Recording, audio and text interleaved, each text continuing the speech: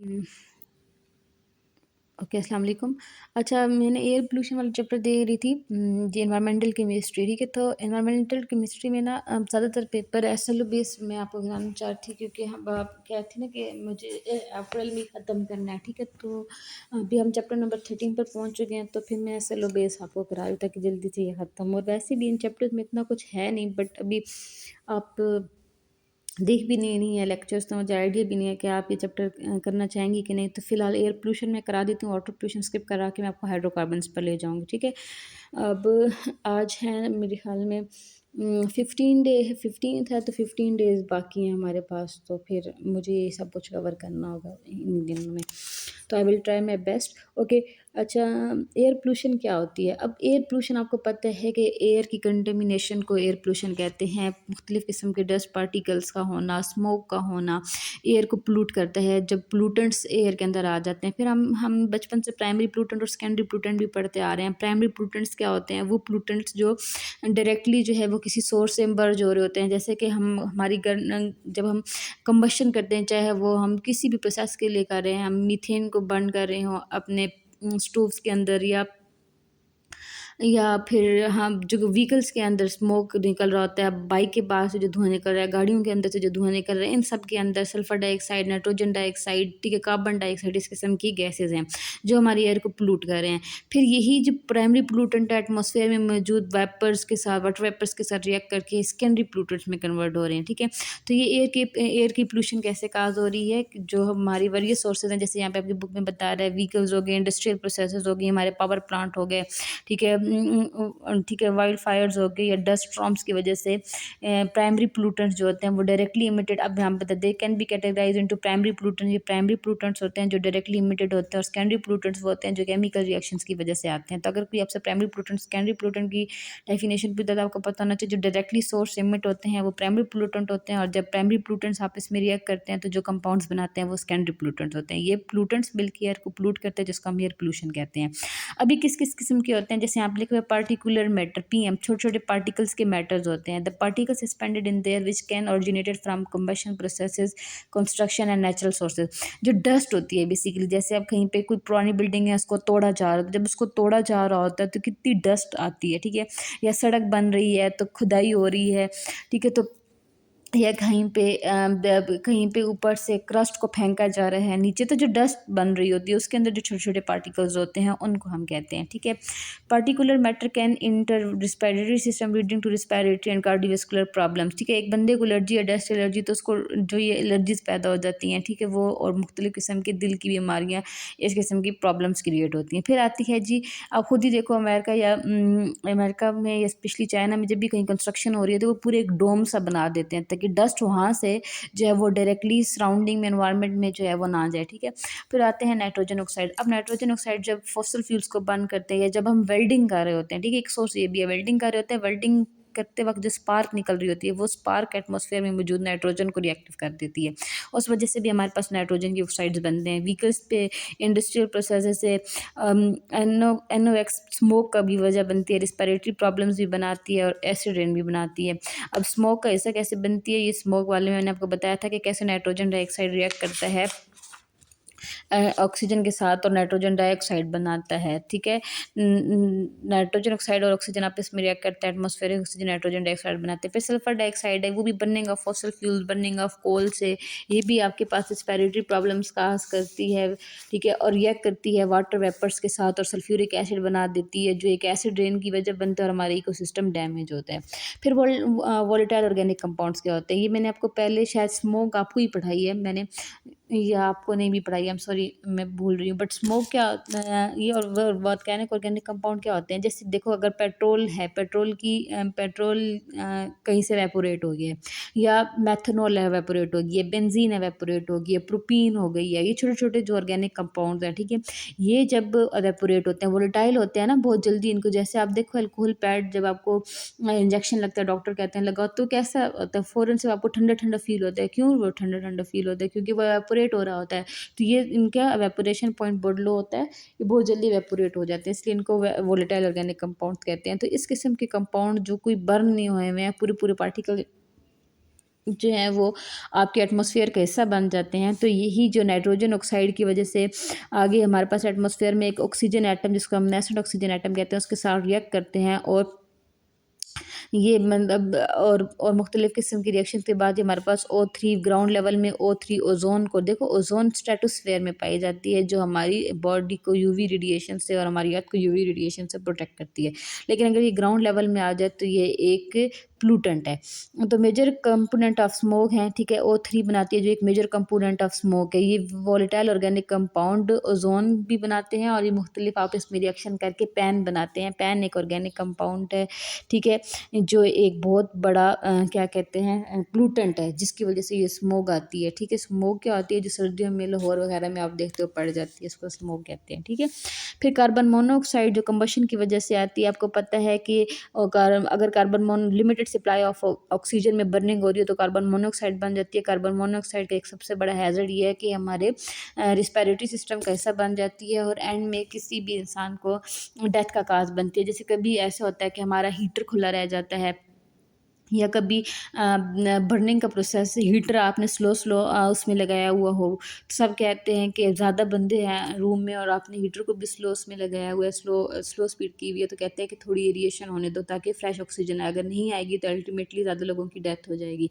जैसे मरी में एक बार एक सान्या हुआ था कि लोग गाड़ियों के अंदर सोए थे, तो अंदर वो उनकी डेथ हो गई थी। क्यों? क्योंकि वो कार्बन मोनोऑक्साइड बनना शुरू हो गई थी अंदर। तो कार्बन मोनोऑक्साइड का एक प्रॉब्लम है कि ये ऑक्सीजन की जगह जाके हीमोग्लोबिन के साथ ऑक्सीजन की जगह जाके हीमोग्लोबिन के साथ अटैच हो जाती है, और फिर आपको रिस्पिरेटरी प्रॉब्लम्स काज करती है, आपको सफोकेशन होती है, और अल्टीमेटली डेथ हो जाती है, ठीक है।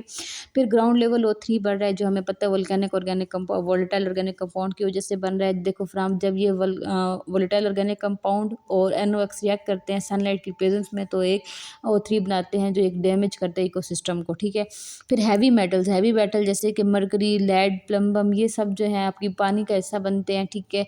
अगर ये आपकी वाटर का हिस्सा बन जाए, आप पी लें, तो आपको आपके अंदर क्योंकि ये कार्सिनोजेनिक होते हैं तो कैंसर काज करते हैं। और यही अगर आपने किसी और तरीके से आपका छोटे इनकी पार्टिकल्स आपके अंदर चले गए हैं, तो भी आपको ये क्या काज करेंगे, कैंसर काज करेंगे। देखो कैन कंटिमेट सॉइल को भी कंटिमेट करते हैं, वाटर को भी करते हैं। अगर ऐसी सॉइल के अंदर ये हैं और वाटर रूट्स में ये ऑब्जर्व हो गए हैं, रूट्स के थ्रू ये पौधों का हिस्सा बन गए, और वही एप्पल, वही फ्रूट, वही चीज़ हम अगर खाते हैं जिसके अंदर हैवी मेटल्स है, तो वो हमारी बॉडी को क्या करेगी, डैमेज करेगी।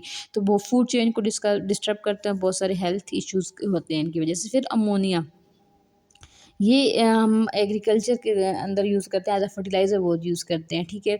तो ये अगर पानी के अंदर चला जाए तो आपने ड्रिंक कर लिया, तो ये अब आपके लिए डायरेक्टली ड्रिंक कर लेना अमोनिया एक ये भी एक बहुत ज़्यादा मतलब कैंसर का देंगे आपके अंदर, बॉडी के अंदर जाके मुख्तलिफ आपकी रिस्पिरेटरी प्रॉब्लम्स काज करता है, आपकी लंग्स को डैमेज करता है, तो ये आपको बॉडी को अफेक्ट करता है। फिर कहते हैं पॉलीसाइक्लिक एरोमेटिक हाइड्रोकार्बन, जितने छोटे छोटे पॉलीसाइक्लिक, एक साइक्लोब्यूटेन हो गया, साइक्लोपेंटेन हो गई, उसमें भी वो एरोमेटिक कहता है पॉलीसाइक्लिक। और जैसे कि नेफ्थलीन हो गई, ये पॉलीसाइक्लिक हैं, ठीक है, एरोमेटिक हाइड्रोकार्बन्स हैं।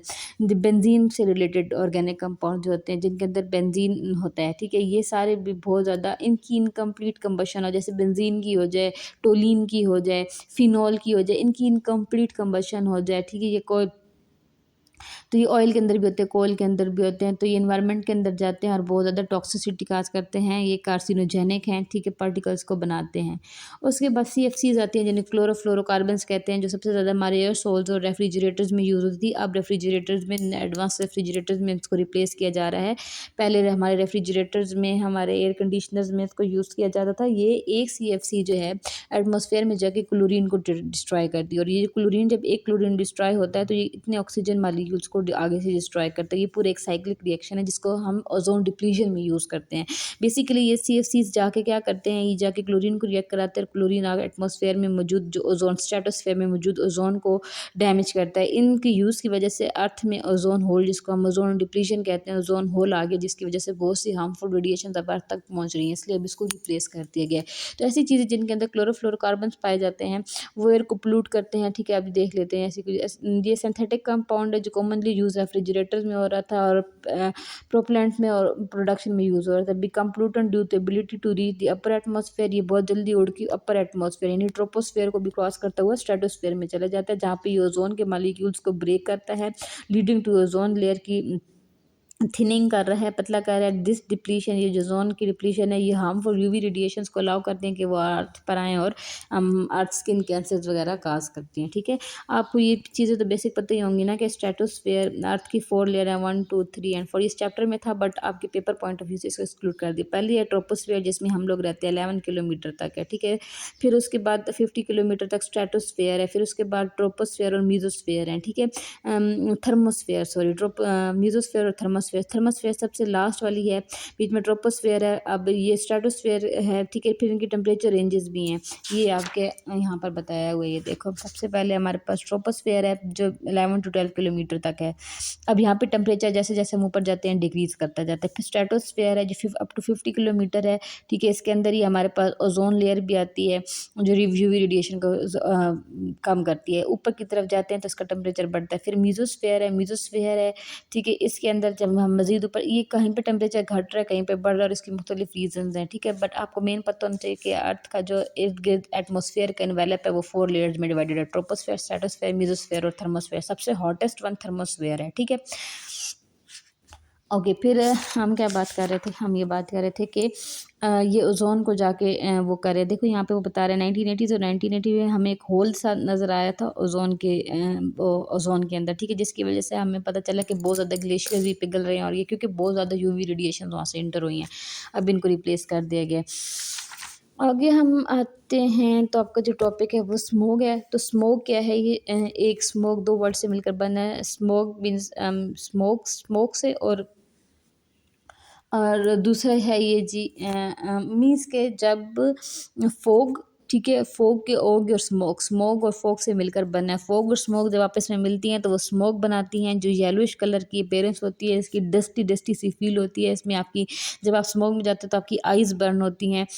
ठीक है, आइज़ बर्न होती हैं, आपको रिस्पिरेटरी प्रॉब्लम्स काज होते हैं। ठीक है, अब ये क्या है, ह्यूमन इफेक्ट ऑन एटमॉस्फेयर। आपको ये भी पता ही होगा कि एयर पोल्यूशन की वजह से ओजोन डिप्लीशन हो रही है, डिफॉरेस्टेशन, हेल्थ इम्पैक्ट तो वो उतना नहीं है। ठीक है, टाइप अब जैसे स्मोक मैंने पहले पढ़ा चुकी होती कैसे है, इसमें 2 टाइप्स बताई हैं, एक इंडस्ट्रियल स्मोक है, एक फोटोकेमिकल स्मोक है।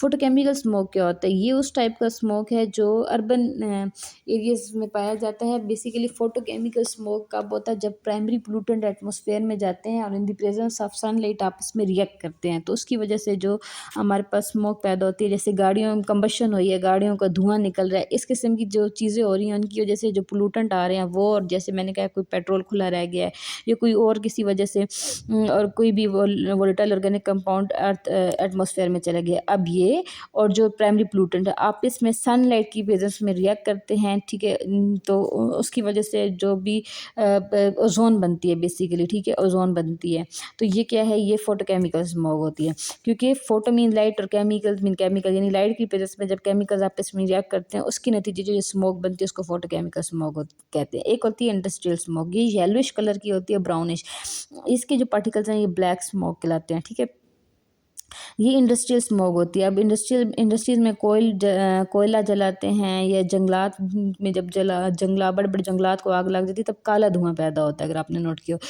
तो वो जो काला धुआं होता है उसके अंदर बड़े बड़े डस्ट पार्टिकल्स होते हैं जिसकी वजह से वो ब्लैक नज़र आ रहा था। देखा, पार्टिकुलेट्स की बात करते हैं, लार्ज अमाउंट ऑफ पार्टिकुलेट वो होते हैं जिनके बाल से थोड़ा छोटा साइज होता है, बट छोटे छोटे पार्टिकल्स होते हैं जिसके अंदर सल्फर डाइऑक्साइड के पार्टिकल्स होते हैं और मुख्तलिफ किस्म के वो होते हैं। Industrial smoke is commonly associated area coal is primary source of energy. ठीक है, जहाँ पे कोल को बहुत ज़्यादा यूज़ किया जा रहा होता है, जैसे भट्टियाँ वगैरह होती हैं, किलन्स वगैरह होती हैं, वहाँ पे जो स्मोक प्रोड्यूस होती है वो इंडस्ट्रियल स्मोक होती है। उसके अंदर क्या क्या होता है, देखो, फोटोकेमिकल स्मोक के अंदर वेरियस प्लूटर्स होते हैं जिनके अंदर आपके पास नाइट्रोजन डाइऑक्साइड हो गया, उसके बाद वोलेटाइल ऑर्गेनिक कंपाउंड होते हैं, पार्टिकुलेट मैटर हो गया, सल्फर डाइऑक्साइड होती है।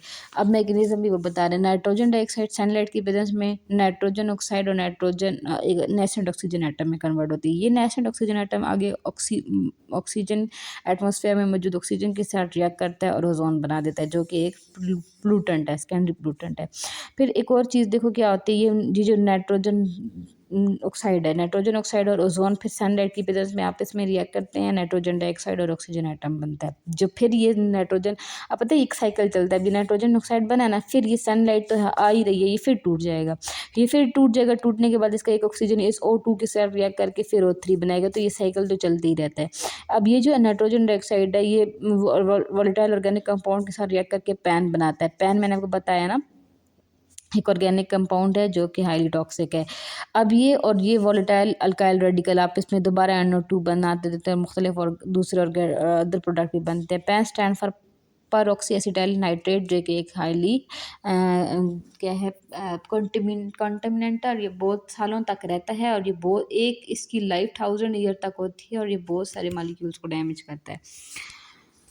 आगे है जी आपकी एसिड रेन। एसिड रेन क्या होती है? देखो एसिड रेन क्या होती है, जिसके अंदर एसिड हो। और नॉर्मल रेन की पीएच कभी भी 7 नहीं होती है। क्यों नहीं होती है? क्योंकि जो नॉर्मल रेन है उसकी पीएच भी 5.6 होती है। क्यों होती है? क्योंकि एटमॉस्फेयर में कार्बन डाइऑक्साइड तो हमेशा से मौजूद है, जो हमारे सांस लेने की वजह से आ रहा है, एनिमल्स के सांस लेने की वजह से आ रहा है, और छोटी मोटी खाना वगैरह पकाने की कंबशन से आ रहा है, वोल्केनिक eruption से आ रहा है, तो ये तो मौजूद है ही।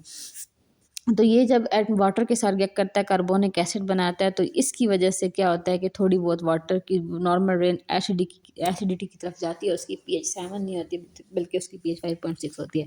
अगर तो पीएच 5.6 से गिर जाती है रेन की, तो फिर हम उसको कहते हैं कि रेन क्या है जी, वो प्योर एसिडिक है। हम नॉर्मल इस रेन को 5.6 को नॉर्मल, देखो लेवल नॉर्मल कह रहे होते हैं, बट अगर 5.6 से नीचे चली जाती है, 4 पे चली जाती है, तो हम कहते हैं कि, या 4.5 पे चली जाती है, तो हम कहते हैं कि रेन क्या है, एसिडिक है। रीज़न क्या है जी? सल्फर डाइऑक्साइड होते हैं है। देखो अब इसमें रीज़न क्या है? The primary emission of fossil fuels को हम बर्न करते हैं, सल्फर डाइऑक्साइड, नाइट्रोजन डाइऑक्साइड आता है। फॉसिल फ्यूल्स को हम कहाँ पेट्रोल को गाड़ी में बर्न करते हैं, घर में कोयला लगाते हैं, घर में मीथेन चलाते हैं, ठीक है, तो उसकी वजह से हमारे पास सल्फर डाइऑक्साइड और नाइट्रोजन डाइऑक्साइड जैसे पोल्यूटेंट्स बनते हैं। और बहुत सारे इंडस्ट्रियल प्रोसेसेस में भी बहुत सारे पोल्यूटेंट्स बनते हैं, ठीक है, वो सब एटमॉस्फेयर में आ गए। सबसे पहले क्या होता है? सल्फ्यूरिक एसिड बनता है। जैसे सल्फर डाइऑक्साइड ऑक्सीजन आपस में रिएक्ट करते हैं, सल्फर ट्राइऑक्साइड बनाते हैं, ठीक है। वो वाटर आ रहा है ना, वापस से रिएक्ट करके सल्फ्यूरिक एसिड बनाता है। ये सल्फ्यूरिक एसिड प्लस वाटर, मजीद वाटर आपस में रिएक्ट करके H3 पॉजिटिव और SO4 नेगेटिव भी बनाते हैं। इससे रेन एसिडिक हो जाती है। सेम नाइट्रोजन का ऑक्साइड और वाटर आपस में रिएक्ट करके नाइट्रिक एसिड बनाते हैं। अब ये एसिड ने रेन को एसिडिक कर दिया। क्वेश्चन आ सकता है how the acid rain is form, तो आपने ये 2 रिएक्शन बताने के, ऐसे एसिड रेन फॉर्म होती है। फिर इम्पैक्ट क्या है? देखो अगर एक एसिड रेन जो है वो किसी स्टील या आयरन के उसमें जाती है, तो उसकी तो वो ऑक्सीडेशन करा देती है, रस्टिंग करा देती है, ठीक है। और एक और रेन जो बिल्डिंग्स में आती है, देखो बिल्डिंग के ऊपर होता है कैल्शियम कार्बोनेट, लाइमस्टोन, ठीक है। लाइमस्टोन के साथ सल्फ्यूरिक एसिड रिएक्ट करके इसको चेंज कर देता है। इसीलिए अब ये अक्सर क्वेश्चन आता है कि क्यों ताजमहल और हमारा ये क्या है, वाह, ये मीनार पाकिस्तान, इनका कलर क्यों फेड होता जा रहा है? तो रीज़न ये है कि ये बने हुए हैं लाइमस्टोन के, और लाइमस्टोन के ऊपर जब एसिडिक रेन पड़ती है, तो रेन तो आपको पता है थोड़ी बहुत एसिडिक है ही है नॉर्मली भी, तो वो उसके कलर को फेड करती जा रही है। फिर आता है जी ह्यूमन हेल्थ। ह्यूमन हेल्थ जब भी देखो ह्यूमन हेल्थ में भी बहुत से रीज़न है। एक, जब एसिड रेन ऐसी पहाड़ों पे गिरती है ना जहाँ पे मेटल्स है, तो उन मेटल्स को अपने अंदर सीप करके ले आती है, और वो जब दरियाओं का हिस्सा बनते हैं, ह्यूमंस उसको कंज्यूम करते हैं, तो वो कंटेमिनेटेड होता है वाटर, ठीक है, उसके अंदर हैवी मेटल्स आ जाते हैं। रीज़न 2, अब जब रेन आती है तो वो देखो ऐसी ऐसी जगहों पे भी गिरती है जहाँ पे हमने फर्टिलाइज़र यूज़ किए हुए थे, तो वहाँ से हैवी मेटल्स को ले आती है और पानी का हिस्सा बना देती है, तो इस तरह फैक्ट आता है। Such as the fine particular matter can have including respiratory problem, और यही पानी जब हम पीते हैं तो हमें रेस्पिरेटरी और कार्डियोवैस्कुलर प्रॉब्लम्स को काज करता है। इकोनॉमिक कॉस्ट के, एसिड रेन की वजह से बहुत ज़्यादा डैमेज आता है। अगर एसिड रेन हो गया तो आपकी सॉइल बंजर हो जाएगी, आपका जो लगा हुआ फ्रूट है वो डैमेज हो जाएगा, तो आपको बहुत ज़्यादा वो लॉस्ट ऑफ बायोडाइवर्सिटी भी यही है कि मुख्तलिफ़ चीज़ों के पीएच लेवल बढ़ते जा रहे हैं। सबसे पहले जैसे एलुमिनियम की बात करते हैं कि एलुमिनियम जो है वो आ जाता है बह के। एल्युमिनियम एक हैवी मतलब मेटल है ना, तो वो बह के आ जाता है पानी में। पानी में आता है फ़िश, उस पानी को पीते हैं, फ़िश के गिल्स क्लॉट हो जाते हैं, तो वो फ़िश मर जाती हैं। तो एम्फीबियन आ सकता है ना, how heavy metal affects the life of aquatic life. अगर क्वेश्चन ऐसे आ जाता तो एल्युमिनियम आया है जिसने फ़िश की गिल्स को ब्लॉक कर दिया है और फ़िश सफिकेशन की वजह से मर गई हैं। तो अब एक फ़िशेज़ जब पानी के अंदर ख़त्म हो जाएंगी तो फूड चेन डिस्टर्ब हो रही है, बायोडाइवर्सिटी डिवर्स्ट हो रही है। फिर ग्लोबल इम्पैक्ट क्या है, देखो प्राइमरी इफेक्ट रीजनल एरिया, ये रिस्पॉन्सिबल होते हैं जो एसिड रेन के अंदर पोल्यूटेड होती है, तो ये एक लेवल से दूसरे दूसरे डिस्टेंस तक चले जाते हैं। फिर जब एसिड रेन आती है तो पूरा आपका ग्लोबल इफेक्ट होता है। देखो एक अगर आप यहीं से देखो, अगर बायोडाइवर्सिटी इफेक्ट हो रही है, आपको पता है फूड साइकिल एक फूड चेन है, फूड चेन का एक भी मेंबर अगर डिस्टर्ब हो गया ना तो वो पूरी फूड चेन डिस्टर्ब हो जाती है। फूड चेन डिस्टर्ब होने से पूरी पूरी इकोसिस्टम डिस्टर्ब हो जाते हैं। जब पूरी पूरी सिस्टम डिस्टर्ब होते हैं तो ग्लोबल ग्लोबल पूरा ग्लोबल चेंज आता है ना। तो इस यहाँ पे तो ये आएगा, देख लो। When acid primary effect local and general regional area, the pluton responsible for it formation can travel long distance in the atmosphere. ठीक है, अब हो ही तो वो एक एरिया पे थी, लेकिन क्या है कि उसके पार्टिकल्स मूव करके लॉन्ग डिस्टेंस कवर करेंगे, contributing to trans boundary pollutant and affecting ecosystem in distant region. सिर्फ एक एरिया में एसिड रेन हुई तो उसका अफेक्ट नहीं करेंगे, बाकी एरियाज को भी करेगी। Effort to combat acid rain have included implementation emission control technologies। हमें ऐसी चीज़ें करनी चाहिए कि जैसे अब देखो स्मोक है हुई पड़ी एटमॉस्फेयर में और स्मोक से ऊपर रेन आ जाती है, तो वो स्मोक रेन क्या बनेगा ना, वो तो बनेगी एसिड रेन। तो वो जहाँ जहाँ गिरेगी वहाँ रिस्पिरेटरी प्रॉब्लम्स, हेल्थ के प्रॉब्लम्स हर किस्म की। और आपको पता है एटमॉस्फेयर का टेम्परेचर चेंज होता है, पीएच चेंज होता है, तो मुख्तलिफ़ किस्म के एनिमल्स को बैक्टीरियाज और वायरसेस के लिए कंडीशन फेवरेबल हो जाती है कि वहाँ पे वो सर्वाइव कर लें। फिर एयर क्वालिटी पैरामीटर्स हैं। अब एयर क्वालिटी हम जैसे अक्सर कहते हैं ना कि एयर क्वालिटी को चेक किया गया, वो अच्छी नहीं है या नहीं है, ये चेक करने के लिए कुछ मीटर्स होते हैं। जैसे एयर क्वालिटी इंडेक्स है, ये चेक करता है कि कितने % पार्टिकुलेट मैटर यानी ज़रात कितने हैं। ठीक है, फिर ग्राउंड लेवल में ओजोन कितनी है, कार्बन मोनोऑक्साइड कितनी है, डाइऑक्साइड कितनी है, नाइट्रोजन डाइऑक्साइड कितनी है, ये इस चीज़ को मैयर करता है कि क्या ये अपने लेवल से हाई है कम है। तो वो चेक करने के बाद बताता है कि जी एयर ब्रीथेबल है कि नहीं है। फिर पार्टिकुलेट मैटर, वही बात है कि चेक करना कि कितने एटमॉस्फेयर में कितने ज़रे हैं। कभी आप सन के पास बैठो ना और आप कहीं से एक छोटी सी बीम ऑफ लाइट आ रहा हो, तो अगर आप उसको देखो तो आपको उसके अंदर डस्ट पार्टिकल्स नज़र आएंगे और आपको पता चलेगा कि आप किस किस्म की एयर को कंज्यूम कर रहे हो। कभी आप इस तरह करो, ये चीज़ मैंने बहुत नोट किया, अब गाड़ी ड्राइव करते वक्त ना गाड़ी की जो विंडो होगी उसको ओपन रखो और अपना फ़ोन जो है वो डैशबोर्ड पे रखो और आप चेक करना कि कितना उस स्क्रीन के ऊपर आपको डस्ट नज़र आएगी। मींस वही एयर हम कंज्यूम कर रहे हैं ना, वही एयर हम इनटेक कर रहे हैं, तो कितने पार्टिकल्स, डस्ट पार्टिकल्स हमारे अंदर जा रहे हैं। तो इस लिहाज से चेक किया जाता है कि कितनी एयर जो है वो है ब्रीथेबल है। ठीक है, तो कहते हैं the major of contraction of fine cross particle is PM 2.5 particle with a diameter of 2.5 micrometre और स्मॉल। अब आपको पता है एक बाल होता है ना, उससे भी छोटे ज़रे हैं ये PM 10 particle with diameter of 10 micrometre और स्मॉल और commonly monitor due to their health impact. क्योंकि ये रेस्पिरेटरी सब अब इतने छोटे ज़रे हैं हवा के थ्रू हमारे हमारे देखो अब नॉस्ट्रल्स में गए हैं। वैसे तो नोज़ के अंदर हेयर है, म्यूकस है, जो बड़े बड़े पार्टिकल्स को तो अपने अंदर जो है वो रोक लेते हैं। ठीक है, बट जो इतना छोटा पार्टिकल है बाल के अंदर से, बाल बाल को भी क्रॉस करके चला गया। नोज़ के अंदर बाल होते हैं ना, उनको क्रॉस करके चला गया। हमारे ट्रैकिए के अंदर जो बाल हैं उन्हें क्रॉस करके चला गया। अब वो जाते जाते हमारे अलवलाय में आ गया। ठीक है, तो अलवलाय तो बहुत छोटी छोटी ओपनिंग्स होती हैं, उसको क्रॉस करके हमारे ब्लड में घुस जाएगा या फिर यहाँ पर ये जमा होना शुरू कर देंगे। तो मीन्स क्या है कि हमारे लिए रिस्पिरेटरी प्रॉब्लम काज करेंगे ना। फिर गैस मॉनिटरिंग की जाती है कि कितनी % कार्बन डाइऑक्साइड है, मोनोऑक्साइड है या ओजोन है हमारे एटमॉस्फेयर में। रिमोट सेंसिंग, ये सैटेलाइट्स हैं जो सेंस करती हैं कि इससे ज़्यादा जैसे टेम्परेचर बढ़ता है तो वो अलार्म देती हैं कि आप जी आपके ये वाले जो है केमिकल्स हैं वो इसमें ज़्यादा हो गए हैं। ठीक है, जैसे टू मैयर वेरियस पोल्यूटेंट जैसे एरोसोल्स इन एटमॉस्फेयर के कहीं ज़्यादा तो CFCs नहीं हो गई, इस वजह से ये चेक किया जाता है। फिर हेल्थ इम्पैक्ट असेसमेंट्स होती हैं जिसमें आप एनालाइज करते हो हेल्थ डाटा, हॉस्पिटल में कितने लोग फिर ये चीज़ भी चेक की जाती है कि एक एरिया में कौन सी डिजीज़ ज़्यादा फैल रही है, कितने पेशेंट किस चीज़ को लेके ज़्यादा आए हैं, फिर उससे रिकॉर्ड बनाया जाता है, फिर चेक किया जाता है कि क्या चीज़ इम्पैक्ट कर रही है। बाकी तो ये सारा जो है वो नहीं है चैप्टर आपका। अगला चैप्टर है, इसमें भी दो ही टॉपिक हैं, एक वाटर ट्रीटमेंट है, नहीं ये वाला conversion and the measurement strategies for remote and preserving the, ये smart use of water, waste water treatment, पानी को ट्रीट करके आपको यूज़ करना चाहिए। फिर रेन वाटर की हार्वेस्टिंग, उसको जमा करो रेन वाटर को, ठीक है, फ्रेश होता है और रीयूज़ हो जाता है। फिर वाटर शेड प्रोटेक्शन, वाटर को रिसाइकल करो, पब्लिक अवेयरनेस, ये सब चीज़ें वो हैं जो आप कर सकते हो। इस चैप्टर को छोड़ो, अगर हुआ तो फिर बाद में मैं करा दूँगी। हाइड्रोकार्बन्स पर आ जाते हैं। ऑर्गेनिक केमिस्ट्री क्या है? ऑर्गेनिक केमिस्ट्री का मतलब होता है दैट डील्स विद द, अब ये थोड़ा सा समझाने वाला है, थोड़ा सा शुरू कर लेते हैं फिर हम बात।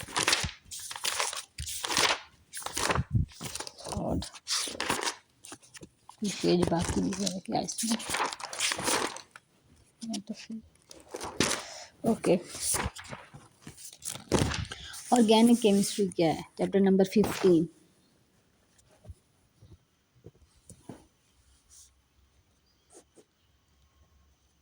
ऑर्गेनिक केमिस्ट्री, ऑर्गेनिक केमिस्ट्री वो ब्रांच है जिसके अंदर हम क्या पढ़ते हैं, हाइड्रो कार्बन्स को पढ़ते हैं। हाइड्रोकार्बन्स मीन जिनके प्लस हाइड्रोजन प्लस कार्बन है, उनको हम पढ़ते हैं। Organic chemistry is a branch of chemistry in which we study about hydrocarbon and hydrocarbon जिनके अंदर हाइड्रोजन प्लस कार्बन पाया जाता है। अच्छा, और जो ऑर्गेनिक केमिस्ट्री की वर्ड है ना, ये ऑर्गेनिक केमिस्ट्री ये निकला ऑर्गेनिकोस से, ठीक है। ऑर्गेनिकोस एक ग्रीक वर्ड था। अब ग्रीक वर्ड का ऑर्गेनो का मतलब होता है जो है वो लिविंग थिंग्स, ठीक है, लिविंग थिंग्स से, लिविंग ऑर्गेनिज्म से आना, ठीक है। ऑर्गेनिक मीन्स जिसमें हम organ meaning organ and generalize to organ of living organism, मतलब ओरिजिन इसका क्या है कि ये लिविंग ऑर्गेनिज्म से निकलना, ठीक है। अब मैं आपको एक हिस्ट्री बताती हूँ। पहले ज़मानों में ना ऑर्गेनिक केमिस्ट्री को, और इसको ये अंदर आती थी, इसके अंदर एक चीज़ आती थी जिसको हम कहते थे वाइटल फोर्स थ्योरी, ठीक है। अब होता क्या था ना कि पुराने ज़मानों में एक प्रॉब्लम ये आई थी कि पुराने ज़माने में ना जब भी मतलब ये ऑर्गेनिक केमिस्ट्री ये न्यू स्टडी से पहले इस तरह होता था कि जब भी किसी कंपाउंड को देखा जाता था, जैसे कि ये देखते थे जैसे कि कार्बोहाइड्रेट्स को देख लो, ठीक है, चाहे वो कार्बोहाइड्रेट्स को लेते थे, चाहे वो किसी सीड को लेने के बाद उस सीड में सुक्रोज को देखते थे, स्टार्च, ये सब क्या है, सीड के अंदर पाए जाते हैं और पाए क्या जाते हैं, कार्बोहाइड्रेट्स पाए जाते हैं, या फिर प्रोटीन्स पाए जाते हैं, ठीक है, या फिर पाए जाते हैं कार्बोहाइड्रेट्स, प्रोटीन, या फिर पाई जाती हैं बेटे क्या, लिपिड्स पाए जाते हैं। अच्छा, उसके बाद किसी से क्या निकल आएगा, फिनोल निकल आएगी, ठीक है, या फिर क्या निकल आएगा, टोलीन निकल आएगा, या मीथेन निकल आएगी। तो अब ये जब भी किसी चीज़ को देखते थे ना, तो ये देखते थे कि ये सब जितने भी ये ऑर्गेनिक कंपाउंड है ना, पहले कार्बोहाइड्रेट, प्रोटीन, लिपिड्स, यही सबसे ज़्यादा डिस्कवर हुए थे, ठीक है। फिनोल, अल्कोहल्स आ जाती थी, तो अल्कोहल्स भी तो पहले कैसे बनाई जाती थी, आपको पता है ना, अल्कोहल्स कैसे बनाते हैं, फर्मेंटेशन की जाती है, फर्मेंटेशन करते हैं, जैसे कि ग्रेप्स की कर ली फर्मेंटेशन, जैसे कि वीट की कर ली फर्मेंटेशन, तो ग्रेप्स और वीट की फर्मेंटेशन करके इनको अल्कोहल्स मिलती थी, ठीक है। तो ये इस तरह इन्हीं में से मुख्तलिफ सीड्स को करते थे, मस्टर्ड ऑयल, कस्टर्ड ऑयल, इस तरह की चीज़ें मिलती थी, और उधर से घी वगैरह बना लेते। तो इनको ये लगता था कि जो भी चीज़ हम लिविंग ऑर्गेनिज्म से निकालते हैं ना, जैसे ये कार्बोहाइड्रेट, प्रोटीन, इनको ऑर्गेनिक केमिस्ट्री में डालते थे और कहते थे कि इनकी जो सोर्स है वो लिविंग ऑर्गेनिज्म है, मीन्स ये सिर्फ और सिर्फ लिविंग ऑर्गेनिज्म में से निकलती हैं, जैसे प्लांट्स और एनिमल्स में से हम इनको निकाल सकते हैं, बाकी इनकी कोई सोर्स नहीं है, ठीक है। तो जब इनकी कोई सोर्स इन्हें और नहीं मिलती, तो ये कहते थे कि लिविंग ऑर्गेनिज्म से निकलने वाले जितने भी ऑर्गेनिक कंपाउंड्स हैं वो उनको हम कहेंगे कि ये ऑर्गेनिक केमिस्ट्री के अंदर आते हैं, लिविंग ऑर्गेनिज्म से निकलते हैं, इसलिए क्योंकि फिर जब इनकी जब इन्होंने स्टडी स्टार्ट की तो इन्हें पता चला कि हर कंपाउंड के अंदर कार्बन और हाइड्रोजन तो हैं। कार्बोहाइड्रेट्स को दे लो, प्रोटीन, लिपिड्स, फिनोल्स, अल्कोहल, जिसको ले लो कार्बन और हाइड्रोजन तो है। तो फिर बाद में इन्होंने ये स्टडी को कहा कि नहीं, कार्बन और हाइड्रोजन कंटेनिंग कंपाउंड्स, यहाँ पर अभी भी रोला था, अभी भी ये पता है क्या कहते थे, कार्बन और हाइड्रोजन कंटेनिंग कंपाउंड जो सिर्फ लिविंग ऑर्गेनिज्म से मिलते हैं उसको हम ऑर्गेनिक केमिस्ट्री कहते हैं कि इन कंपाउंड्स के अंदर कुछ कॉमन है जिसको कार्बन और हाइड्रोजन कहते हैं, और वो हाइड्रोकार्बन, और उसको हम ऑर्गेनिक केमिस्ट्री में लाते हैं। फिर एक साइंटिस्ट आया था वूलर, उसने ना लैब के अंदर प्रिपेयर किया था यूरिया। अब वैसे तो यूरिया की सोर्स क्या है, ह्यूमंस है, बट उसने प्रिपेयर किया यूरिया। तो यूरिया आर्टिफिशियली जब प्रिपेयर हो तो फिर ये डेफिनेशन होगी कि नहीं नहीं सिर्फ लिविंग ऑर्गेनिज्म से नहीं, हम इसको आर्टिफिशियली भी सिंथेसाइज कर सकते हैं। फिर इसको स्टक कर दिया गया कि नहीं, स्टडी ऑफ हाइड्रोकार्बन, उसको हम कहते हैं ऑर्गेनिक केमिस्ट्री। अब the compound which is compound of, इसमें सब कुछ ये लिखा हुआ है, compound which are compose of carbon element are called organic compound. On the other hand compound made up of element other than carbon are called inorganic compound, the come from rocks and minerals. अब यहाँ पे organic और inorganic में difference बता रहे हैं। Organic compounds वो हैं जो कार्बन से आते हैं, और इनऑर्गेनिक कंपाउंड्स वो हैं जिसमें सारे एलिमेंट्स आते हैं। एलिमेंट्स में कुछ जो जो जितनी भी रॉक्स और चट्टानों से जो कंपाउंड भी आ रहे हैं वो सब क्या हैं, इनऑर्गेनिक हैं, ठीक है। और covalently bonded to other atom and backbone of organic compound is easily 19th century the chemist thought organic compounds are obtained from plant and animal. वो यहाँ पर बात आ गई है कि 19th सेंचुरी तक वो ये सोचते थे कि सिर्फ और सिर्फ इनको हम ऑर्गेनिक कंपाउंड से निकाल सकते हैं, ठीक है, लिविंग ऑर्गेनिज्म से निकाल सकते हैं। और ऑर्गेनिक कंपाउंड्स वो है जिनके अंदर कार्बन और हाइड्रोजन आता है, और इनऑर्गेनिक कंपाउंड्स वो हैं जिनके अंदर सारे एलिमेंट्स आते हैं जिनको हम रॉक्स और उनसे निकाल सकते हैं। और इंटरेस्टिंग इन्फॉर्मेशन यहाँ पर बताते हैं कि कार्बन कंटेनिंग सारे कंपाउंड्स तो आते हैं, but carbon containing oxygen, carbonates, biocarbonates, ये चीज़ें ऑर्गेनिक केमिस्ट्री के अंदर नहीं आती हैं।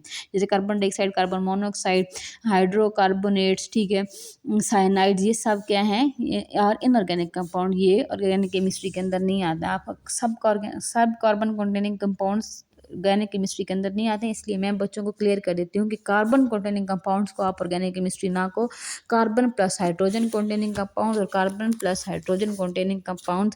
इसलिए मैं स्टडी कराती हूँ बच्चों को organic chemistry, the branch of chemistry in which we study about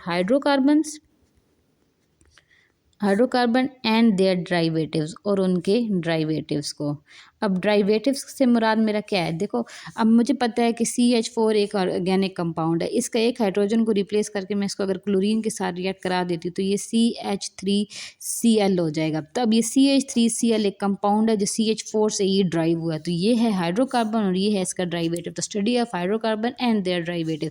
ये अगर मैं यहाँ पर इसको वाटर के साथ रिएक्ट कराती हूँ तो यहाँ पर ये बन जाएगा CH3OH, अल्कोहल बन गई ना, तो ये क्या है, ये एक हाइड्रोकार्बन है और ये इसका ड्राइवेटिव है। The study of hydrocarbon and their derivative is called as organic chemistry, इसको हम ऑर्गेनिक केमिस्ट्री कहते हैं। Today several compounds are obtained by, हम इन लैब में बना सकते हैं। फिर यहाँ पे बताया आइसोमरिज्म वर डिस्कवर बाय, देखो फ्रिज वोलर एक साइंटिस्ट था जिसने ये यूरिया को डिस्कवर किया था। अब आपको यहाँ पे एक और बात बताते हैं कि isomerism were discovered by ferric volar when he found that ammonia cyanide है।